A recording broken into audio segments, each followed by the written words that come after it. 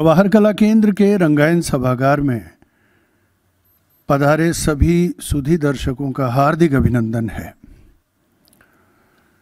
3 दिवसीय पाक्षिक नाट्य समारोह में आपने 26 फरवरी को देखा नाटक हेलो मिस्टर परसाई और 27 फरवरी को कोर्ट मार्शल से आप रूबरू हुए। आज अंतिम दिन मराठी के प्रसिद्ध लेखक जयवंत दलवी के सुप्रसिद्ध चर्चित नाटक पुरुष की प्रस्तुति से आप रूबरू हैं। अनुकृति रंगमंडल कानपुर की हिंदी भाषा की ये प्रस्तुति लगभग 90 मिनट की है। नाटक का भाषा रूपांतरण श्री सुधाकर करकरे ने किया है और निर्देशन सुश्री निशा वर्मा का है। नाटक प्रारंभ करते हैं। उससे पहले मैं आप सभी सुधी महानुभावों का समर्थन चाहूँगा। कृपया अपने मोबाइल फ़ोन साइलेंट मोड पर करें या स्विच ऑफ करें। फोटोग्राफी के दौरान फ्लैशलाइट का उपयोग न किया जाए, ये कलाकारों को विचलित करती है। मोबाइल फ़ोन की घंटी का विशेष ध्यान रखें। आशा है मेरा आग्रह आपने स्वीकार किया है। तो आइए शुरू करते हैं बहुत ही प्रसिद्ध नाटक पुरुष।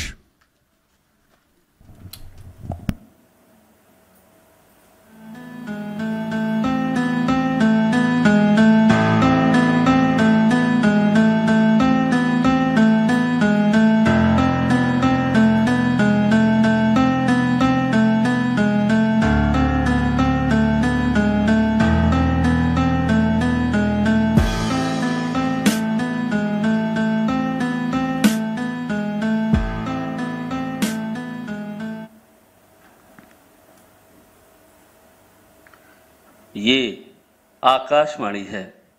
अब आप शिवशंकर जोशी से समाचार सुनिए। देश में जगह जगह हो रही हिंसक घटनाओं की प्रधानमंत्री ने कड़े शब्दों में निंदा की है। पटना में झांसी की रानी की प्रतिमा का अनावरण करते हुए प्रधानमंत्री ने कहा कि स्त्रियों का सामर्थ्यवान होना बेहद जरूरी है।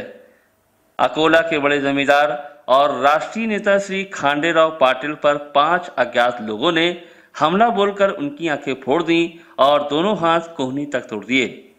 श्री पाटिल को स्थानीय राजकीय अस्पताल में भर्ती किया गया है। उनकी हालत चिंताजनक बताई जाती है।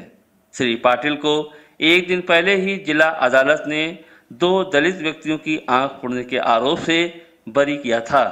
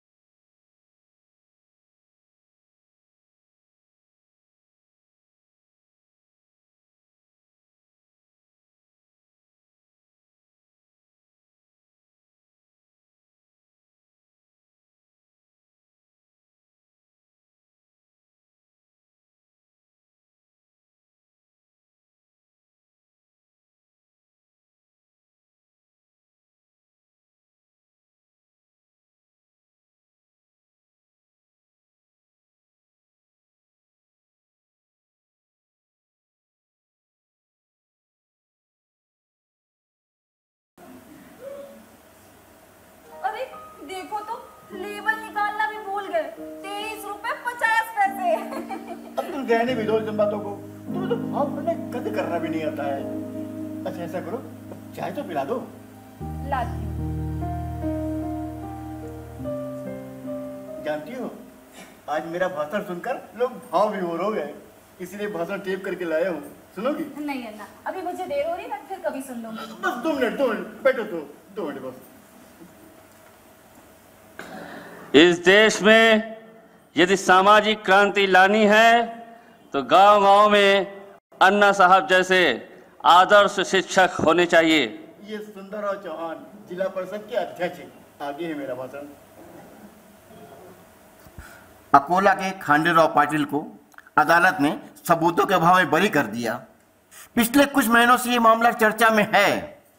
कोर्ट के फैसले पर मुझे कुछ नहीं कहना, पर मूल घटना को याद करें। एक दलित लड़की का खांडेराव ने बलात्कार किया, पूरे गांव को मालूम है, मगर अदालत में कोई सबूत नहीं। उस लड़की के भाई ने पाटिल से कारण पूछा तो पाटिल ने उस लड़के की आंख फोड़। लो चाय लो। लो मधु, चाय पियो।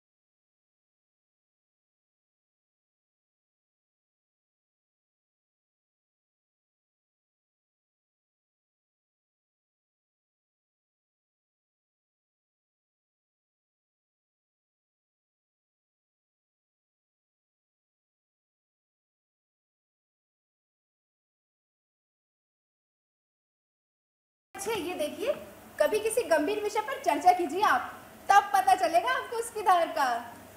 तुमको एक बात बताऊं अम्मू, मेरा अपने 30 वर्षों का अनुभव है, हो सकता है गलत हो, लेकिन जो लोग बड़ी बड़ी बातें करते हैं ना, वो कुछ खास कर नहीं पाते हैं। पर सिद्धार्थ वैसा नहीं है, इसीलिए मुझे पसंद है। हाँ, भले वो पिछड़ी जाति का हो तो भी। अम्बू, ऐसे आड़ लेके ना तीर मत चलाया करो। मैंने कभी कुछ कहा क्या?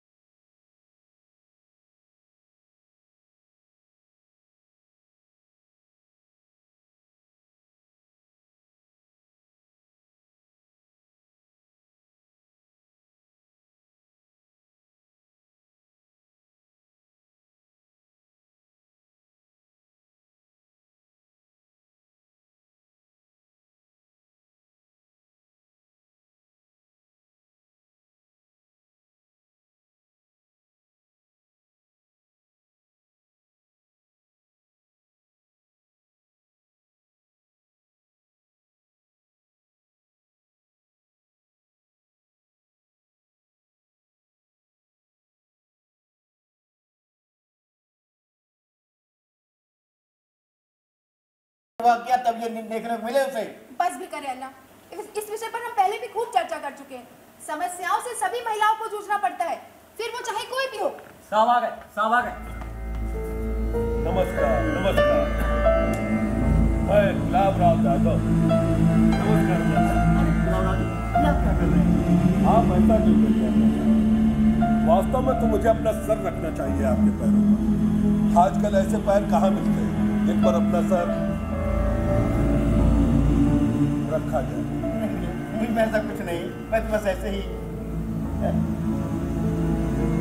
ये हमारी बेटी अम्बिका शिवराम आपके।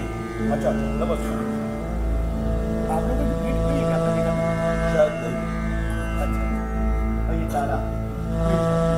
नमस्कार माता। माँ करे आने की हमारे में फूलों का हार या कुछ और लाना संभव न हो। दरअसल माँ जी ये हमारे आदरणीय है, इनके सम्मान समारोह में मुझे भी आना था। कितने भाई से कहा भी था कि मैं आ रहा हूँ, लेकिन नहीं आ सका। एक मीटिंग थी जो देर तक चली। वैसे आज आपके भाषण में जबरदस्त ऐसा आपने किसने कहा? सुंदर राव चौहान, जिला परिषद का। हाँ, वो ये थे, समारोह की अध्यक्षता तो उन्होंने ही की थी। सुंदर राव यानी मेरा राइट है। उनका फोन आया था, कह रहे थे अचानक गांव जाना हो रहा तो अन्ना साहब के दर्शन किए बगैर मत आइएगा। नहीं, मुझे तो ऐसा कुछ नहीं है, बस यूं ही। आप चाय नहीं कुछ नहीं। अरे ऐसा कैसे हो सकता है? आप पहली बार हमारे घर पधारे हैं, कम से कम एक कप चाय तो। सच में नहीं, मैं कोई आप जानता बस नहीं करता। अन्ना साहब, मुझे तो ऐसा लगता है जैसे मैं आपके घर में नहीं किसी मंदिर में आया। ऐसा क्या कि आपने जो मेरा मान बढ़ाया है उसका मैं आभारी हूँ, लेकिन ऐसा कुछ भी नहीं है। मैं तो एक साधारण सा शिक्षक हूँ और शिक्षण कार्य करके अपने कर्तव्यों का निर्वहन करने का प्रयास करता हूँ। वेद काल से यही मान्यता है, सर्वश्रेष्ठ दान यानी कि विद्यादान। मगर दुर्भाग्य आज समाज तक कुछ होता जा रहा है। ये भाई भी आपके स्कूल में है क्या? नहीं, इसका कुछ अलग कार्य क्षेत्र है।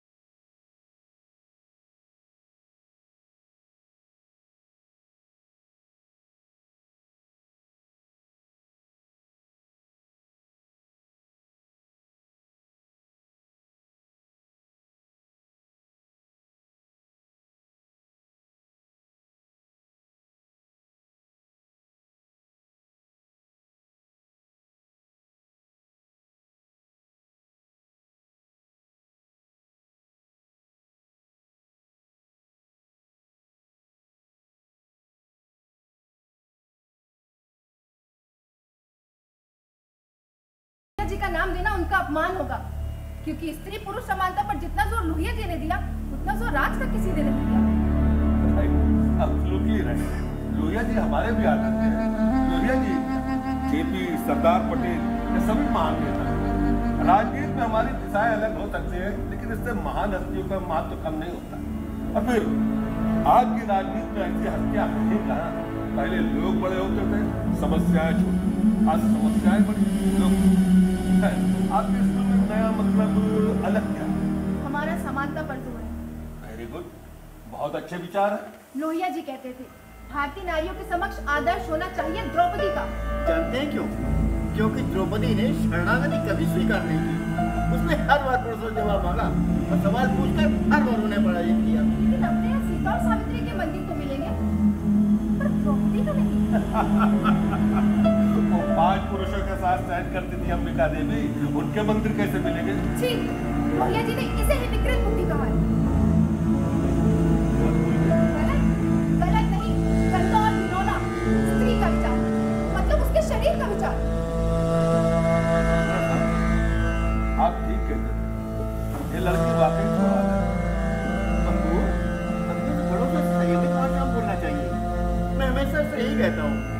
जाने दीजिए, बोलने दीजिए। स्त्रियों को कभी कभार ऐसा आक्रामक होना ही चाहिए। अच्छा नहीं लगता। सीधी बात करो तो अपने वजूद का एहसास खुद को भी होता है और सुनने वाले को। I think you are right.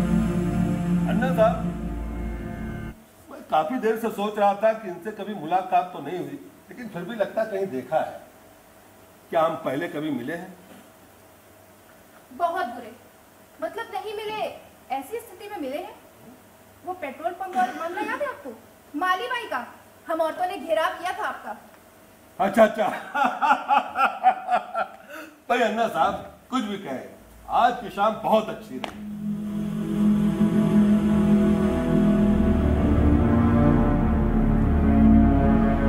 एक बात बोलूं, वो जमीन में तब भी ले सकता था और अब भी ले सकता हूं।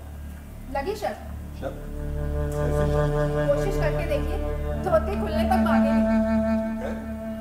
ठीक है, राजनीति करने वाले हम लोग गंवाने का हिसाब नहीं रखते, बस पाने का रखते हैं। वैसे इतना सब कुछ होने के बाद भी मैं आपसे यही कहूँगा, आपको कभी भी मेरे मदद की जरूरत हो तो अवश्य याद कीजिए। कौन सी विभाग है आपका? एजुकेशन। वैसे तो मंत्री बाला साहब देशमुख जी है, लेकिन आजकल उनका सारा काम मैं ही देखता हूँ। वो क्या है, बाला साहब आदमी तो अच्छे हैं, लेकिन शिक्षा के मामले में तो फिर शिक्षा मंत्री कैसे? वो पहली लाख के ना, ये उनको समर्थन देने वाला पहला लोग। आपसे एक निवेदन था, इसको थोड़ा सीमेंट दिलवा दीजिए। इसके स्कूल की इमारत का काम रुक गया है। ठीक है, आप बता दीजिएगा, बोरियां पहुंच जाएंगी।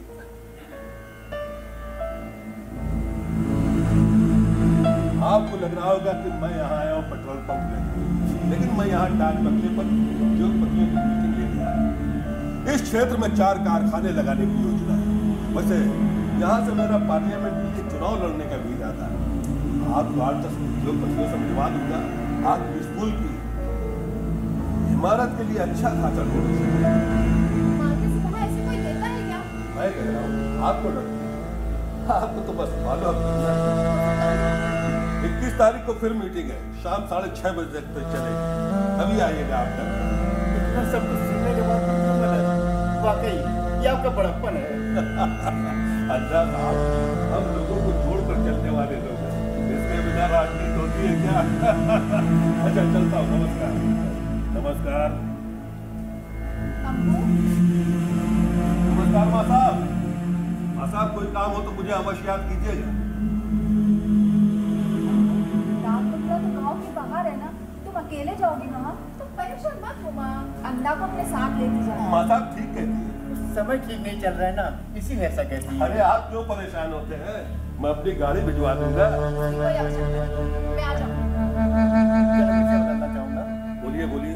दरअसल हमारे स्कूल के सामने भाई तो भाई कौन सा स्कूल है आपका? महात्मा गांधी विद्यालय। अच्छा, हमारे चित्रबाई का स्कूल, उनका ट्रांसफर यहाँ मैंने ही करवाया था। उस स्कूल के सामने एक बड़ी सी अश्लील होर्डिंग लगी है। अच्छा, हमारे तमाम विरोध के बावजूद उसे हटाया नहीं जा रहा है। लेकिन मुझे तो उस होर्डिंग में कोई बुराई नजर नहीं आती। अन्ना साहब, मुझे तो लगता है अश्लीलता देखने वालों की नजरों में होती। अरे विद्यार्थी नहीं, शिक्षक भी स्पोर्टिंग कारण। अन्ना साहब, आजकल के लड़के हमारे और आपके जमाने के हैं।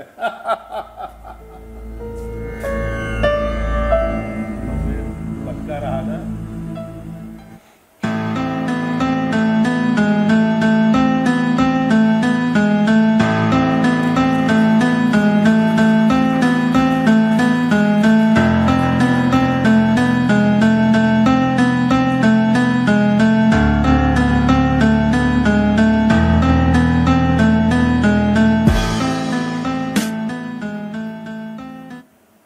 मैं समझता हूं कि आपके जैसे राष्ट्रीय शिक्षक जो आदर्श शिक्षक होते हैं उनका इस देश में एक महत्वपूर्ण स्थान है।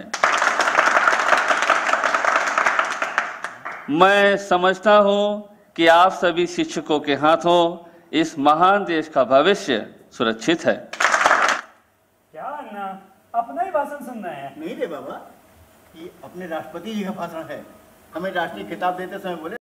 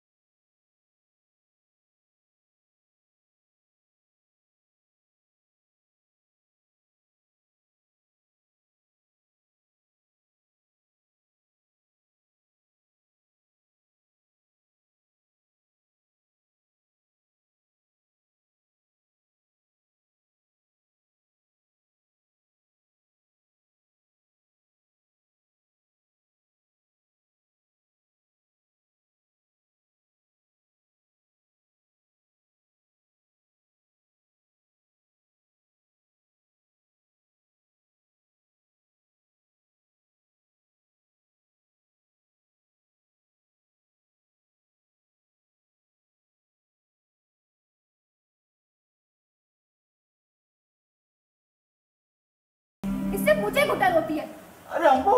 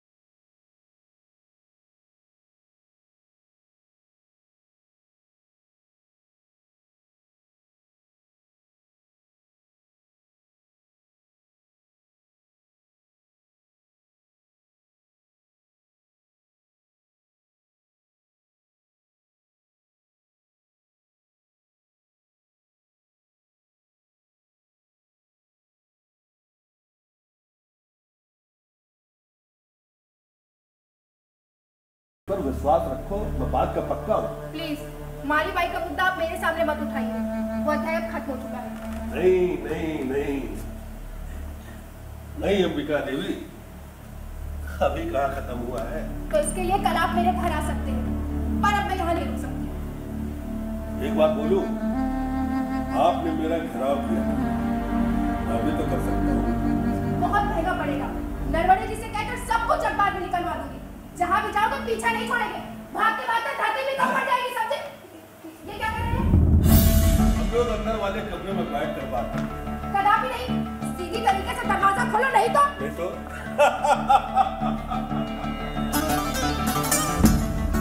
क्या करोगी?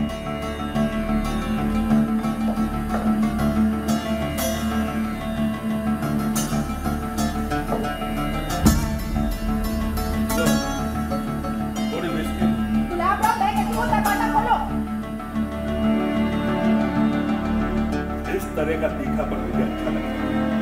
I like. तुम्हारे हिसाब से स्त्री और पुरुष समान, इसलिए पूछता हूँ।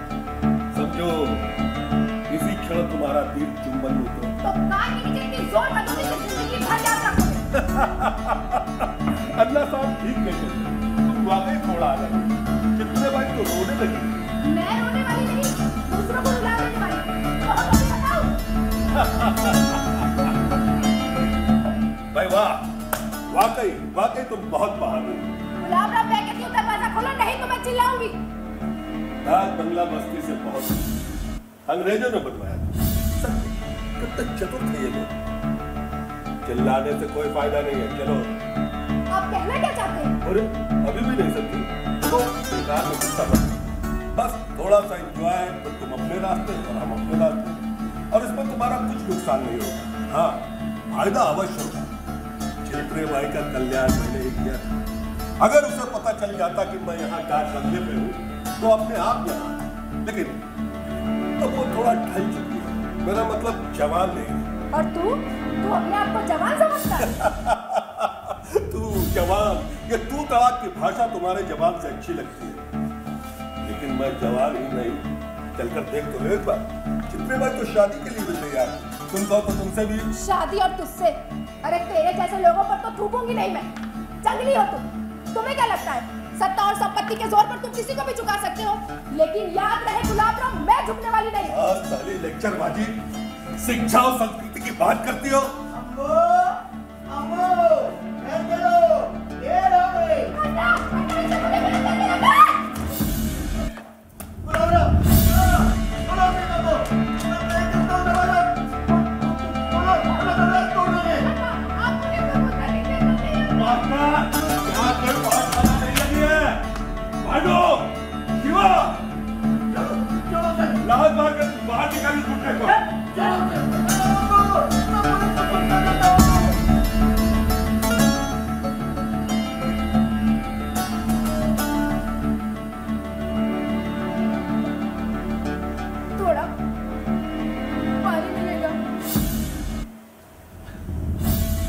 अब आई ना रास्ते पर।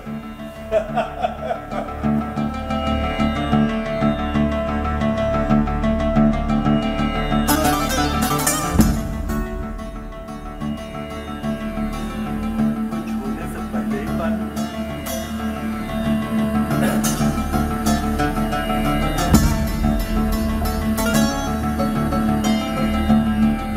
वैसे भी ये सब कुछ शांति से हो तभी सुख मिलता है। मैं आपको एक तथ्य की बात बताता हूँ अंबिका देवी, 99% रेप तुम औरतों की वजह से होता है। मालूम, पुरुष जैसा कहे औरत वैसा करती जाए तो फिर रेप कैसा।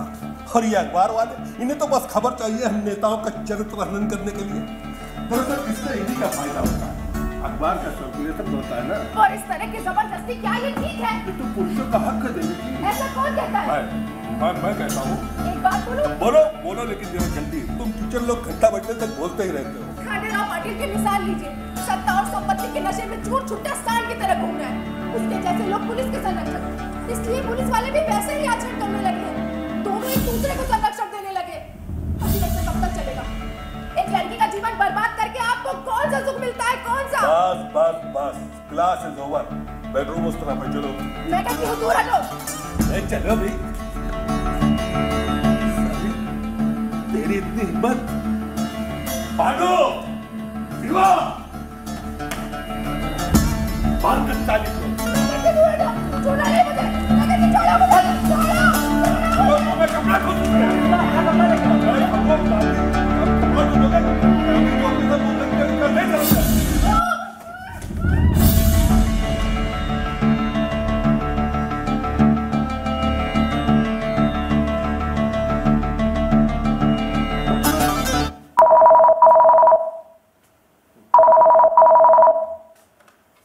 हेलो, जय हिंद साहब, कैंट थाने से इंस्पेक्टर गार्गिल बोल रहा हूँ। अच्छा, सामने मास्टर बैठा इसलिए इतनी रात गए? क्या करूँ साहब, मास्टर साहब ने बहुत हंगामा मचाया। अरे बगल वाले कमरे में बैठे हुए हैं। अब इतनी सी बात के लिए तूने मुझे नींद से जगा दिया? क्या करूँ साहब, अब देखिए थोड़ी बहुत ड्यूटी तो कभी कदार करनी पड़ती है। अब आप तो सब समझते ही है ना। अच्छा एक बात पूछो आपसे, बुरा तो नहीं मानेंगे? चल पूछ ले जल्दी से। मास्टर साहब का कहना है कि उनकी बेटी अंबिका देवी डाक बंगले गई थी और आपने उसे वहाँ जबरन कैद कर लिया। अबे दिमाग खराब हो गया क्या तेरा? अंबिका देवी वो यहाँ किस लिए होगी? सॉरी सर, देखिए आप चिंता मत कीजिए, मैं अपने हिसाब से इस मामले को टैकल कर लेता हूँ। अबे नया है क्या? सस्पेंशन चाहता है या ट्रांसफर? चल खुद बोल दे। अगेन सॉरी सर, गलती हो गई। आप टेंशन मत लीजिए, मैं सब देख लूंगा सर। अबे फोन रख। Good night sir. अबे फोन रख। अबे फोन रख साला। साले कर्म करेंगे खुद और सस्पेंड हुए हम।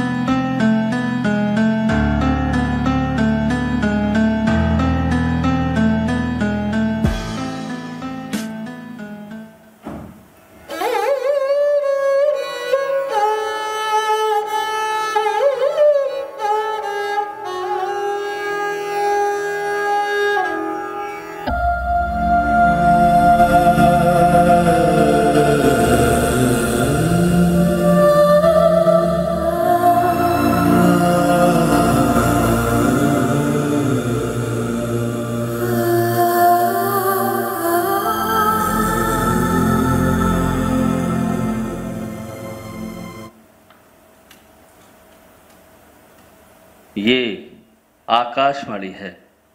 अब आप शिव शंकर जोशी से समाचार सुनिए। आज के प्रमुख समाचार। राष्ट्रपति ने आज आह्वान करते हुए कहा कि भारतीय नारियों को समाज के सामने सांस्कृतिक आदर्श रखते हुए परिवर्तन लाना चाहिए।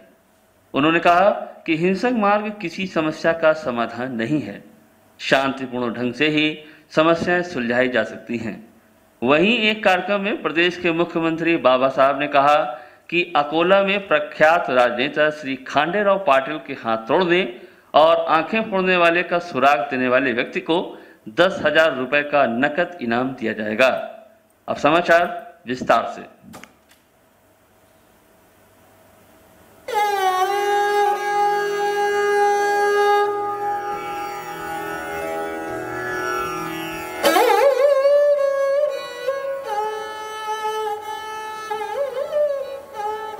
कैसी तबीयत है माँ? तुम्हें कुछ ला कर के दूं? चाय, कॉफी? ऐसा कब तक चलेगा? इनकी बात को बार बार मत सोचो। एक बार कदम आगे बढ़ाए ना, अब पीछे नहीं हटना है। अखबारों में कितना कुछ छप रहा है, हर तरफ थू-थू हो रही है। इसलिए कहती हूँ, ना पुलिस कुछ करेगी और ना ही कोर्ट। हम मिडिल क्लास वालों को सब कुछ चुपचाप बर्दाश्त कर लेना चाहिए। मैं तो कहती हूँ, हमें ये जगह छोड़कर कहीं दूसरे शहर चले जाना चाहिए, जहाँ हमें कोई जानता हो और ना ही पहचानता हो।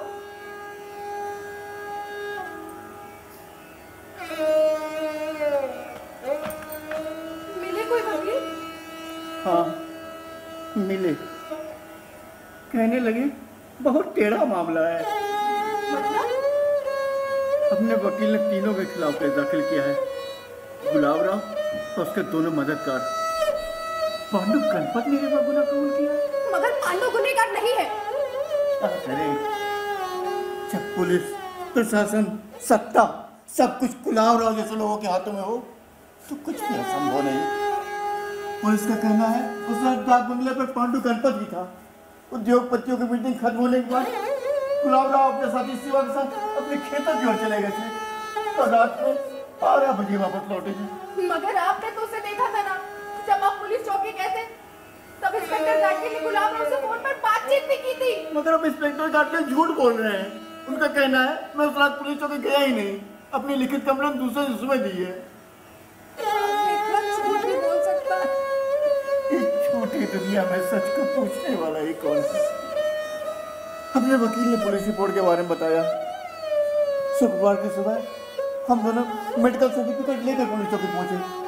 मेडिकल सर्टिफिकेट में रेप होने की पुष्टि थी। डाक बंगले में घटना घटी ऐसी शिकायत भी पुलिस ने दर्ज की। लेकिन पुलिस जब पूछताछ के लिए रेस्ट हाउस पहुंची तो गुलाब राव ने उनकी खूब खातिरदारी की और रेप को करा पांडु ने कबूल कर लिया।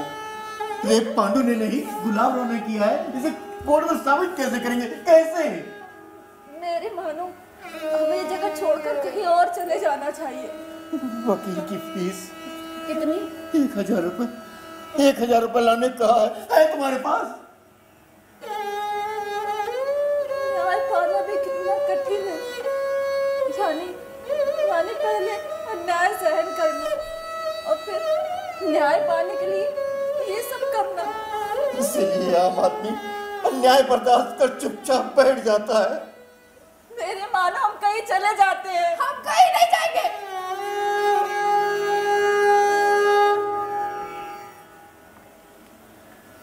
हम कहीं नहीं जाएंगे आई। हम कायरों की तरह डरकर भागेंगे नहीं अन्ना। आई हम लड़ेंगे, हम डरेंगे नहीं। पूरी ताकत से आखिरी सांस तक लड़ेंगे।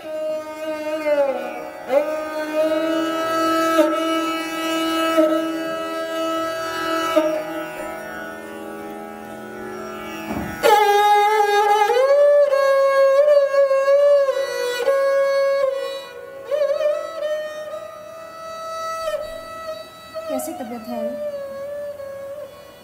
जीने की इच्छा नहीं होती मतू। ये क्या कर रही हैं आप? बाहर बगीचे में समय बिताइए। गुलाब के सारे पेड़ मुरझा रहे हैं। उन गुलाब के फूलों का नाम मत लो, नफरत होती है मुझे उन फूलों से। सब खत्म हो गया है मधु, जिंदगी में मुरझाई सी हो गई है। ऐसा नहीं कहते आई। अरे आप चिंता क्यों करती हैं? हम सब हैं ना आपके साथ। मुझे ना बहुत डर लगता है, बस हर वक्त अन्ना और अंबिका की फिक्र लगी रहती है। हौसला रखो आई।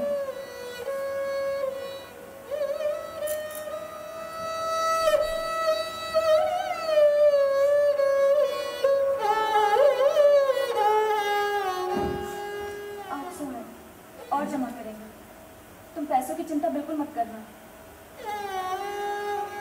अन्ना को दे दो।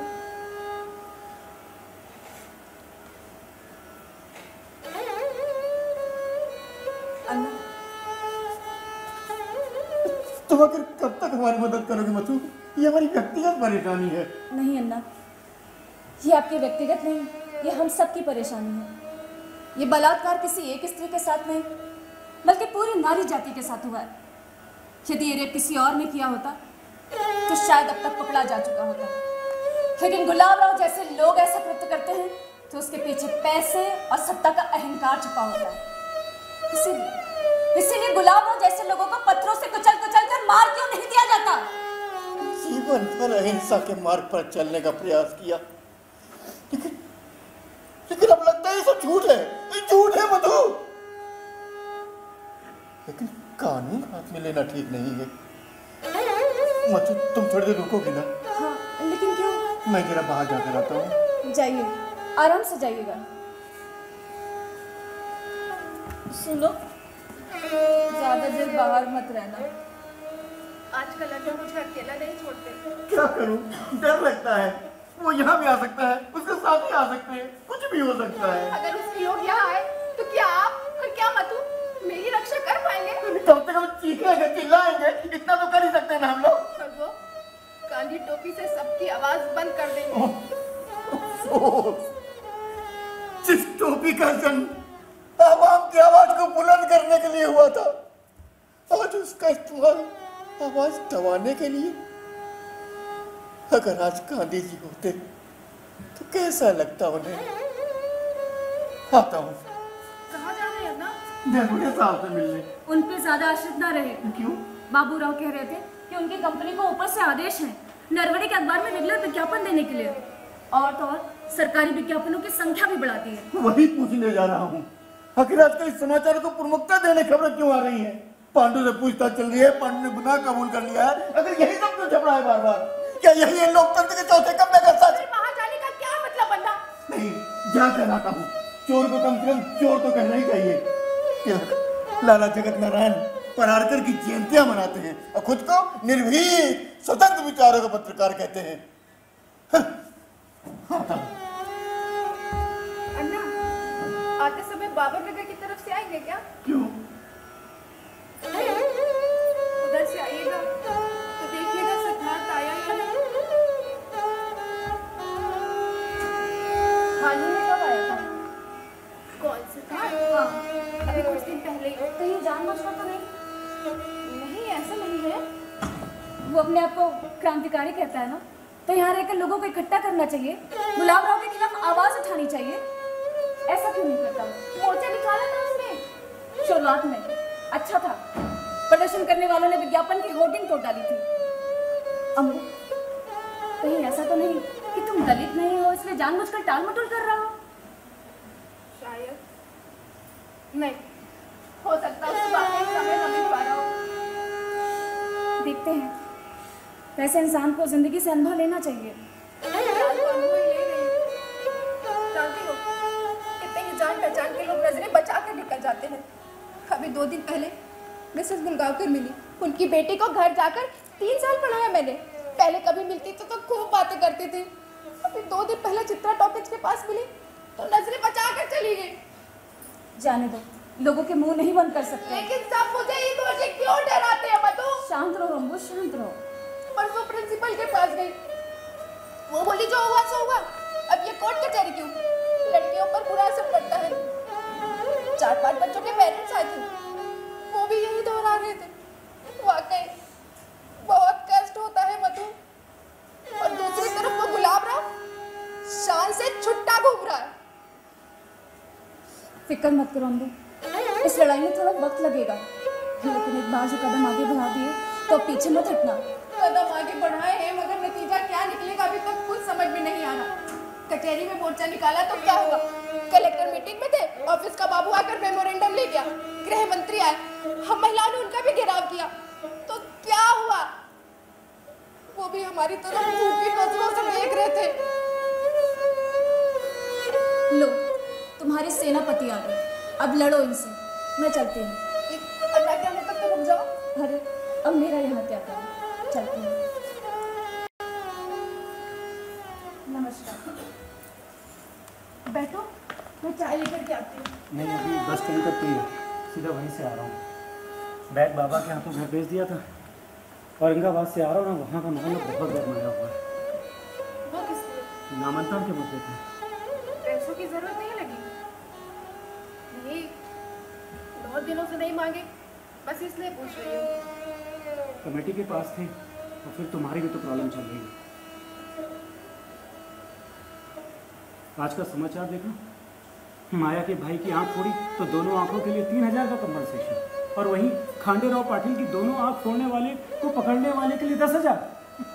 बड़ा अजीब कानून। अर्थात बंडा को पकड़ने के लिए? ये काम बंडा ने किया ऐसा प्रमाण नहीं। सिद्धार्थ, एक प्रश्न पूछूं तुमसे?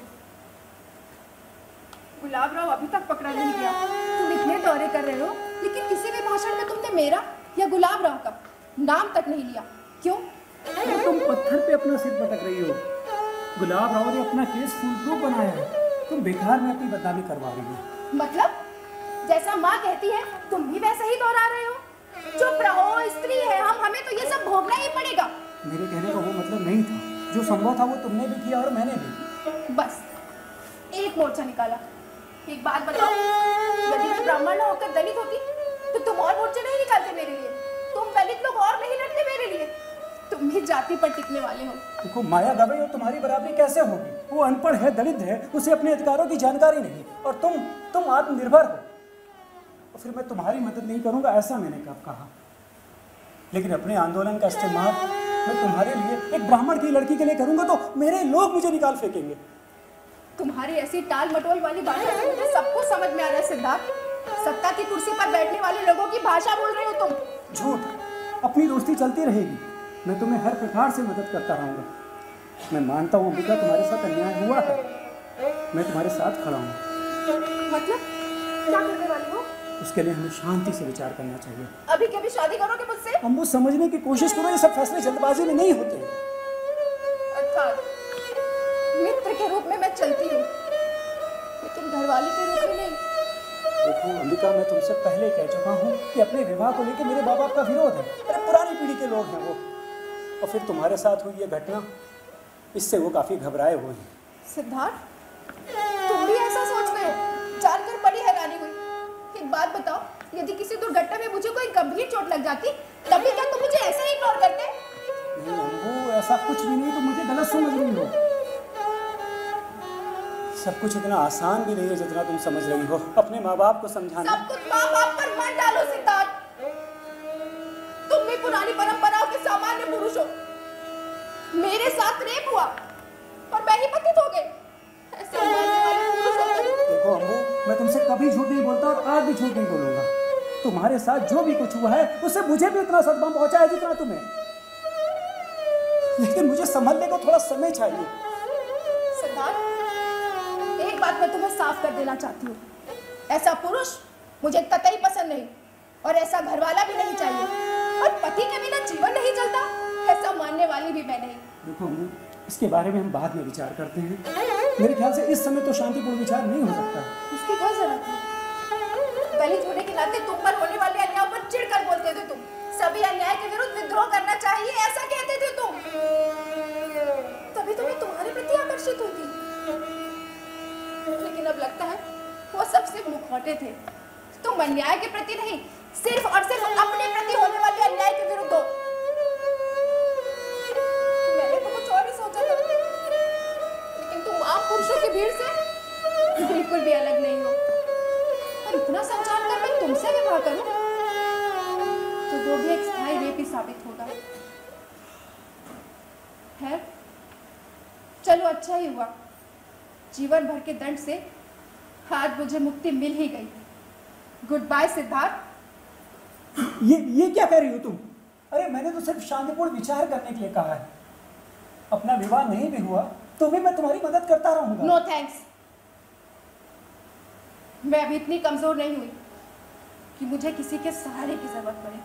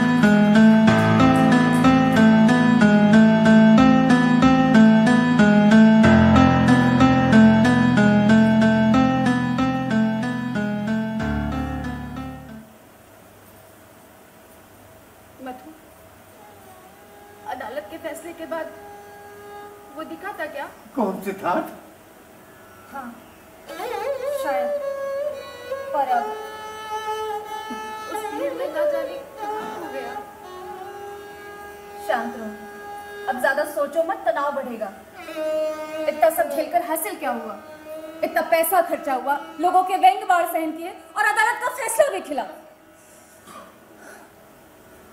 और माँ कुछ भी नहीं बचा। लेकिन बेटा तुम हिम्मत मत हारना, हम सब तुम्हारे साथ हैं। अन्ना एक गिलास पानी में लो। हाँ लाता हूं।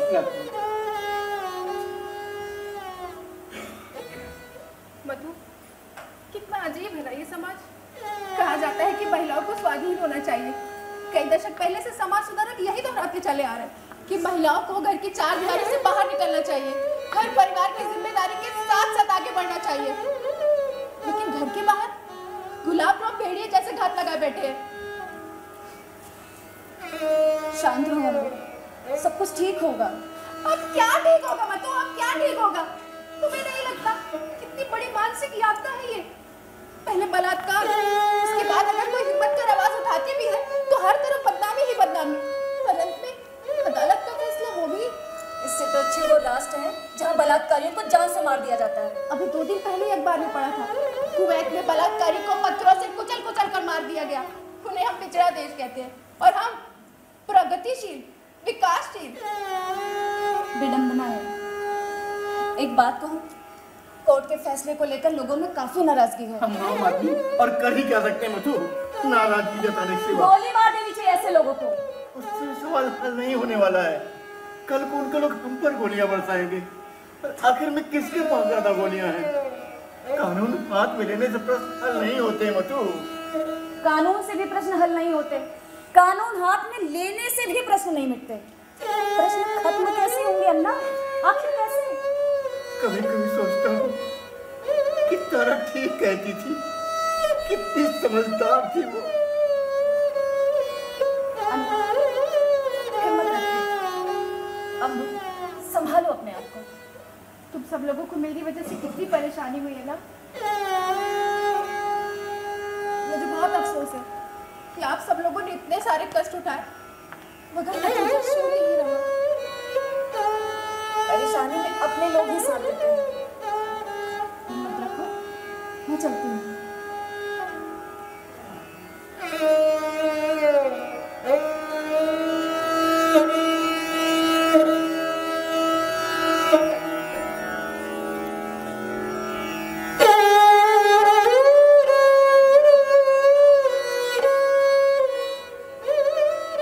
जानती हो अपने अखबार में नरवणे ने क्या लिखा है? नाम मत लीजिए उसका। एक आध बार वो आपके साथ जेल क्या चला गया, इसलिए उसका आदर करती थी, लेकिन सरकारी विज्ञापन मिलते ही उसने अपनी औकात दिखा दी। कोर्ट में पूछे गए शर्मनाक सवालों को चटकारे लगाकर छापा उसने। और गुलाब राव के छूटने पर पहले पेज पर फोटो सहित अभिनंदन। जाने दम्बू, ऐसा ही होता है। पैसे के आगे ईमान, सिद्धांत सब छोटे पड़ जाते हैं। नरवणे कह रहे थे। क्या कह रहे थे?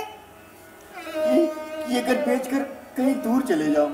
अन्ना, आपके वो तिलक गणेश शंकर विद्यार्थी के अवतार मिले तो उनसे कहिएगा कि मैं झुकने या दबने वाली नहीं। मैंने पूरी तैयारी कर ली है। मैं लड़ूंगी, डटकर मुकाबला करूंगी।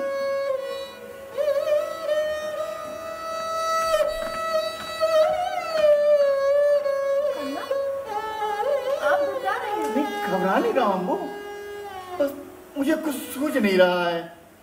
मेरा सारा जीवन सभ्य राजनीति में बीता। राजकर की गुंडागर्दी की राजनीति, इसका मुझे तनिक अनुभव नहीं है। समझ में नहीं आता इससे कैसे निपटा जाए। नमस्कार नमस्कार। इधर से गुजर रहा था, सोचा मिलता चलूं। कोर्ट में जो कुछ हुआ उसका मुझे बहुत दुख है। अब कोर्ट कचहरी से दोनों पक्षों का मानसिक पीड़ा तो जिसके खिलाफ होता है उससे कुछ ज्यादा है, इसीलिए सोचा मिलता चलूं। फैसला आपके पक्ष में हुआ, इसका ये मतलब मत निकालिए कि यही इंसाफ है। आपने एक कहावत तो सुनी होगी, जिसकी लाठी उसी की भैंस। दरअसल हम राजनीति के खिलाड़ी हैं। मुद्दे की बात यह है कि मैं जीता कि मैं बिल्कुल नहीं मानता, और आप पराजित हुए ऐसा आपको भी मानने की जरूरत नहीं। और फिर किसी महिला को हराने से कौन सी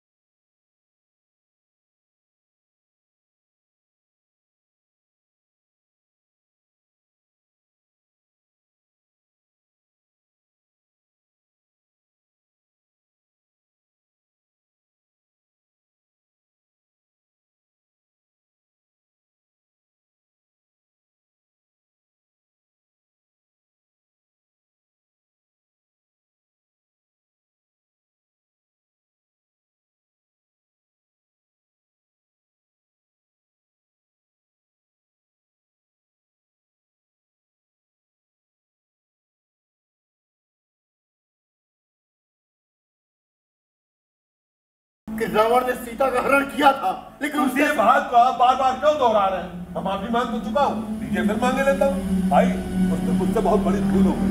दरअसल मेरे स्वभाव में विरोध का कोई स्थान नहीं। हुक्म देकर काम कराना मेरी आदत है। विरोध करने पर मुझे बहुत गुस्सा आता है, बल्कि यूं कहे कि मेरा माथा फटने लगता है।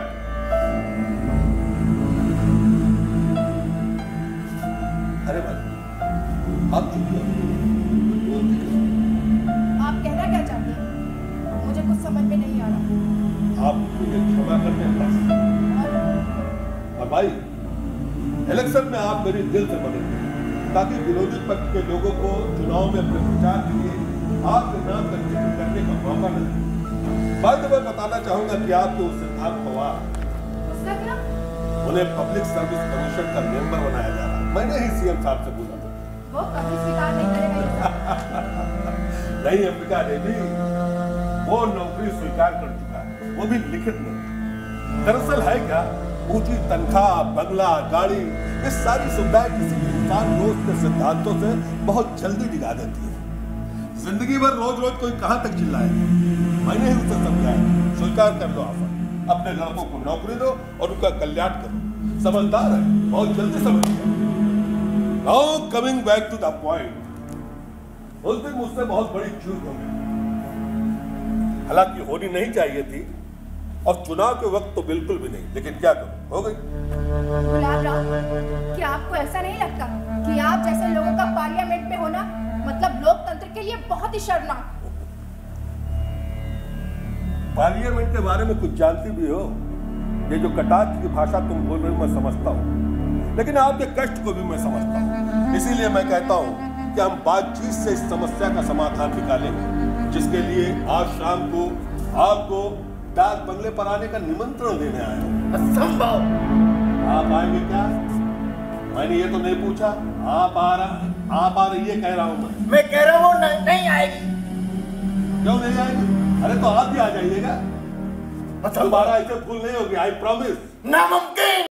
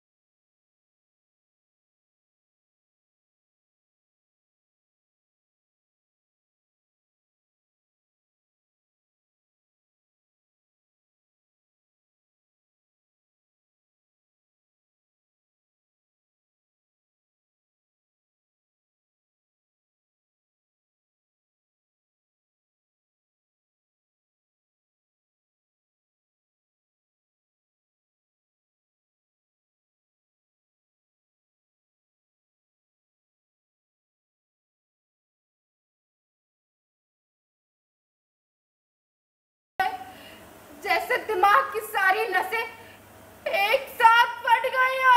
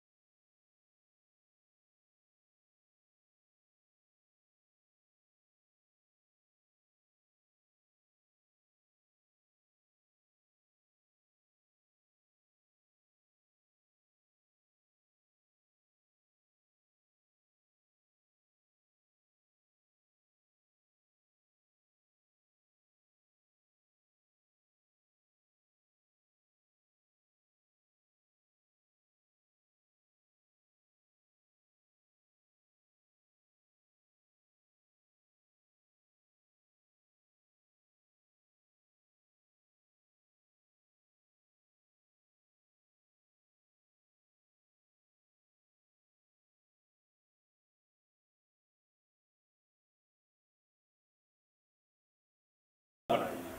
कैसी योजना? अन्ना साहब राष्ट्रीय शिक्षक घोषित हो चुके हैं, जिसके लिए जगह जगह पर जिला स्तर पर उनका भव्य स्वागत करेंगे हमारी पार्टी। हर जगह उन्हें 25,000 की थैली भेंट की जाएगी। फंड्स की कोई कमी नहीं अपने ऐसे कामों में। अच्छा, और बदले में हमें क्या करना होगा? भाई, इलेक्शन में मेरी मदद। मैंने कल यहाँ कुछ पत्रकारों को बुलवाया है। उस समय मैं अपने निजी फंड से अन्ना साहब को 1 लाख की थैली भेंट करूंगा। दूसरे दिन बहुत सारे अखबारों के फ्रंट पेज पर फोटो होगी। आप, मैं और अन्ना। पूछिए ना। आप इतना अच्छा बोलते हैं मगर मैं आदमी अच्छा हूँ अंबिका देवी, अन्यथा राजनीति में इतनी तेजी से इतनी ऊंचाई तक मैं पहुंच पाता हूँ। अरे कितने लोगों को साथ लाया हूँ जिले में, मेरे बगैर सीएम का पत्ता तक नहीं हिल सकता। तो फिर आप में इतनी राक्षसी प्रवृत्ति कैसे? प्रत्येक मनुष्य में देव और दानव दोनों होते हैं। दोनों में बराबर द्वंद चलता है, कभी देव ऊपर तो कभी दानव। दुर्भाग्य से उस रात मेरे अंदर का दानव मुझ पर हावी हो गया था, जिसके लिए मैं आपसे फिर से क्षमा मांगता हूँ। ये सब याद आता तो बहुत दुख होता है। आपको लग रहा होगा कि मैं आज बुद्धिजीवी की तरह बोल रहा हूँ। अंबिका जी, मैंने कई ऊंची सोसाइटी देखी है। बिना पिए बड़ी बड़ी बातें करने वाले 3 पैक पीने के बाद एक दूसरे को गालियां देते हैं। उनके अंदर का दानव क्या होता है। वैसे थोड़ा बहुत मैं भी ले लेता हूँ, आप लेंगे? नहीं, मैं नहीं पीती। कोई बात नहीं, वैसे कभी कभार लेने में कोई बुराई नहीं। क्या आपने कभी शांत भाव से ऐसा सोचा है कि स्त्री की भी अपनी प्रतिष्ठा होती है? होती है, क्यों नहीं होती? अंबिका जी, इस मामले में मैं आपके विचारों से पूरी तरह सहमत हूँ। अरे अभी कुछ दिन पहले ही तो इंटरनेशनल वुमेन्स डे मनाया गया था, तब मैंने इस विषय पर परिसंवाद आयोजित किया। दृष्टि से कोटा होता है ना, कुछ कार्यक्रमों का तो मैंने ही उद्घाटन किया था। तो फिर आप लोग ऐसा क्यों करते हैं? पूरे देश में रोज बलात्कार की घटनाओं के समाचार आते हैं। माफ कीजिएगा, इसके जिम्मेदार हम लोग नहीं बल्कि आप। हम जैसा कहें आप वैसा करती जाए तो बलात्कार होगा क्या? हमारे मन के नहीं, हमारी इच्छा के खिलाफ। इच्छा मन साफ हो तो देखो, ये जो नई पीढ़ी की लड़कियां होती है ना, बड़ी महत्वाकांक्षी होती है। पुरुषों से बराबरी करना चाहती है, उन्हें स्वतंत्रता चाहिए। ठीक है, मिलनी चाहिए स्वतंत्रता। घर से बाहर निकलो, घूमो फिरो, कहीं भी आने जाने की आजादी, लेकिन पुरुषों से बराबरी लेकिन क्यों नहीं होनी चाहिए? वो इसलिए अंबिका देवी कि भगवान ने नीचे भेजते समय जब स्त्री और पुरुष को बराबर नहीं बनाया, तो हम बराबरी का दर्जा कैसे दे सकते हैं? अब इसे आप क्यों समझिए? बच्चे को 9 महीने गर्भ में रख कर जन्म तो स्त्रियां देती है, लेकिन क्या वो ये काम अकेले कर सकती है? नहीं ना। इसीलिए स्त्रियों को अपना काम करना चाहिए, पुरुषों को अपना। वैसे देश भर में जो बलात्कार की घटनाएं हो रही ना, एक तरह से अच्छे लक्षण। ये क्या कह रहे हैं आप? एकदम ठीक कह रहा हूँ। 16 आने से देख लीजिएगा, साल 2 साल में इस तरह की घटना होने ही खत्म हो जाएगी। जब स्त्रियों को पता चल जाएगा कि चाहे जितना विरोध किया जाए, अगर बलात्कार होना है तो होकर ही रहेगा, तो फिर स्त्रियां विरोध करना बंद कर देंगी। और जब वो विरोध नहीं करेंगी तो फिर बलात्कार कैसा? देख लिया ना, है ना पॉइंट? क्या सोशियोलॉजिकल पॉइंट है। तो इसका मतलब आप ये कहना चाहते हैं कि स्त्रियों को पुरुषों का गुलाम बनकर रहना ही उनकी नियति है? तुम टीचर लोगों की बस यही अर्थ का अनर्थ निकालते। अरे स्त्रियां स्त्रियां गुलाम कैसे रही? स्त्रियां स्वतंत्र ही रही। देखो ज्योतिबा फूले, महर्षि कर्वे, राजा राम मोहन राय, इन सब के कार्यों का क्या मतलब? स्त्रियां स्वतंत्र ही रहेंगी, लेकिन ईश्वर का दिया हुआ कार्य मतलब पुरुषों को करना ही पड़ेगा। ये लाइट कैसे चलेगी? मानो एक तो ये लाइट कैसे चली गई? मानो को बाहर बांध कर रखा गया। मेरा किया गया। और तू और अंदर कैसे आया? शिवा लात मारकर बाहर निकाल साले को। शिवा को भी बाहर बांध कर रखा गया है।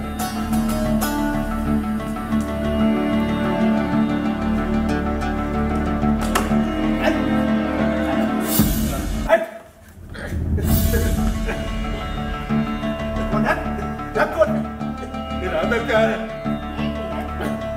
क्या चाहती हो? देखो ये तो धोखाधड़ी है। देख मैं फिर कह रहा हूँ, चुपचाप यहाँ से चला जा। वो भी मुझे जानता नहीं है। जानता हूँ साहब कौन है आप, लेकिन अगर मैंने कुछ किया तो आप अपने आप को भूल जाओगे। शीशे में चेहरा देखोगे तो खुद को पहचान नहीं पाओगे। राम राम, इसे धक्के में मत लेना। ये अकेला नहीं है, इसके 4 साथी बाहर है और ये आज के पांडव है।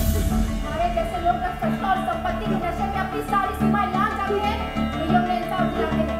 और बोला कि खड़े और मोटे के हाथ इन्होंने ही तोड़े और लाठी इन्होंने ही तोड़ी। और आज आप क्या कह रही हैं? हम बैठकर बातचीत करते हैं ना। भाई थोड़ा पानी मिलेगा? अभी से पानी? अरे तो कुछ पानी नहीं बुला रहा। ये क्या है? बालो, ठीक से बालो। आप कहें तो उसका मुंह भी बंद कर दो। नहीं, हम मुंह बंद करने के लिए गांधी टोपी का इस्तेमाल नहीं करते। इसकी चीखों से मुझे संतुष्टि मिलेगी। हम कुछ सुना समझौते की बात करते हैं।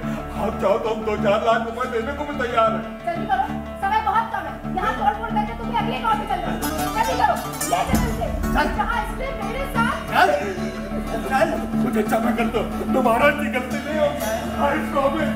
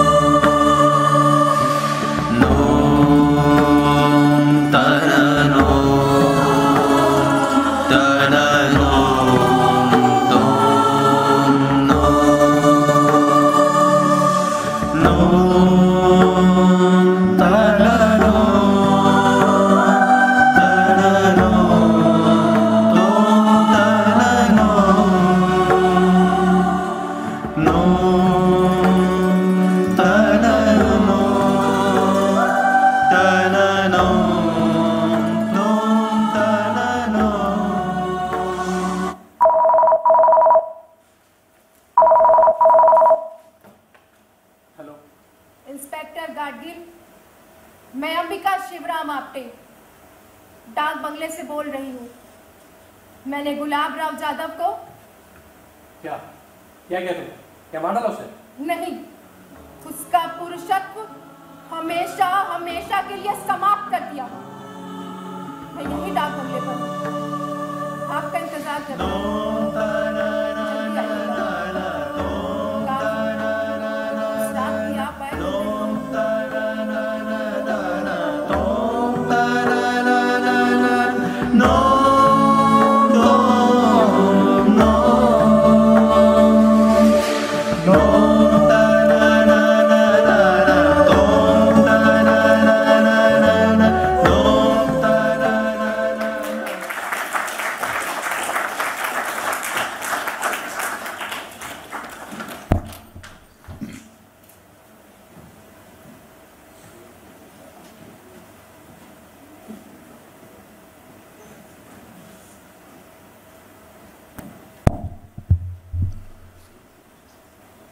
समाज को आईना दिखाता नाटक पुरुष जिस साहस के साथ लिखा गया, उसी साहस के साथ निशा वर्मा की टीम द्वारा प्रस्तुत किया गया।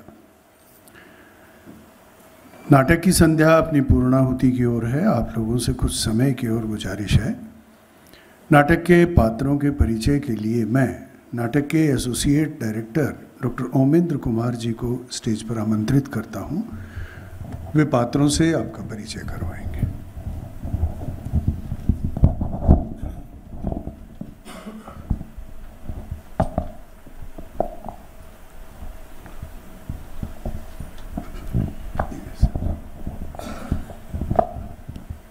आप सभी दर्शकों का मैं तहे दिल से स्वागत करता हूं, आभार अदा करता हूं।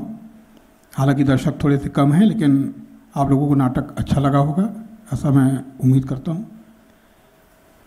प्रमुख भूमिकाओं में तारा यानी कि अंबिका की माँ आरती शुक्ला,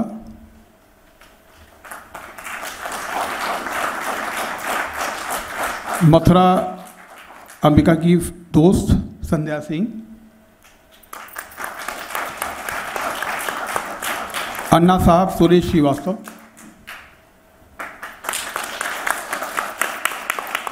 अंबिका यानी कि दीपिका सिंह,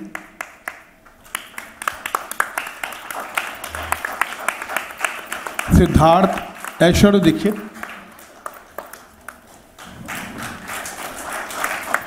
पांडु और शिवा की भूमिका में आकाश शर्मा और आयुष गुप्ता, इंस्पेक्टर गाडगिल सम्राट यादव,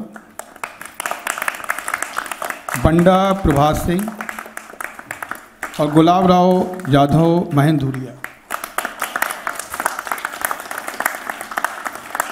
हमारे साथ प्रकाश व्यवस्था पे थे कृष्णा सक्सेना जी और संगीत पर विजय भास्कर।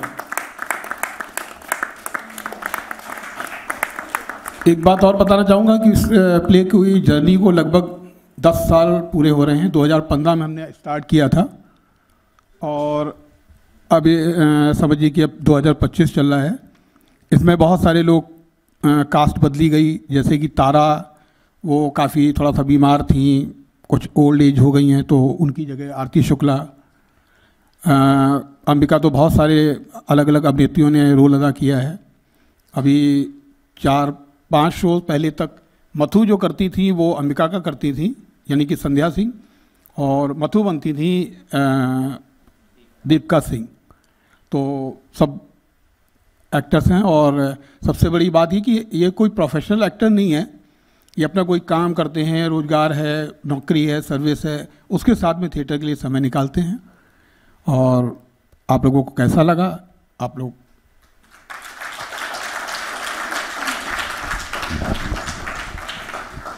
बहुत ही कठिन विषय और बहुत ही मुश्किल दृश्यों को मंच की मर्यादाओं के साथ प्रस्तुत किया गया।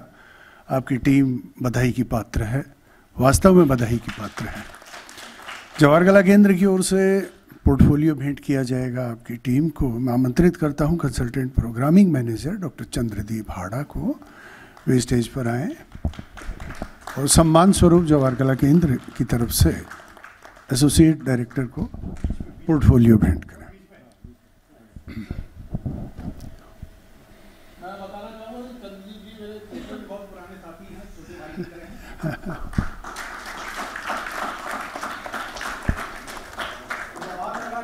बहुत पुराना नाता है, लगभग 12-15 साल का। मैं पहली बार 2006 के आसपास आया था, 6 या 7 में, तब यहाँ पे राजीव आचार्य जी हुआ करते थे। उसके बाद संदीप जी आए, संदीप जी का देहावसान हो गया, बंता जी हैं, पूरी टीम है। एक दिली लगाव है मेरा जवाहर कला केंद्र। Thank you. शिवरात्रि से पूर्व मैं एक महत्वपूर्ण सूचना आपके साथ शेयर करना चाहता हूं कि 4 मार्च को इसी पाक्षिक नाट्य योजना के तहत कैलाश सोनी का नाटक मुक्ति 7 बजे आपके लिए प्रदर्शनार्थ तत्पर है। आपकी उपस्थिति, गरिमामय उपस्थिति प्रार्थनीय है।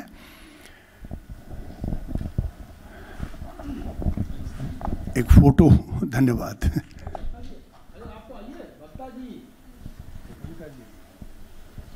नाटक के बाद, इस फोटो के बाद आप आमंत्रित हैं टीम से बात करने के लिए, कुछ और संवाद करने के लिए, कुछ कहने और सुनने के लिए।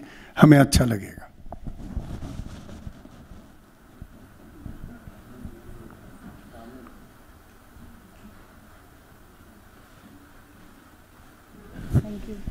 Thank you. शुभ रात्रि।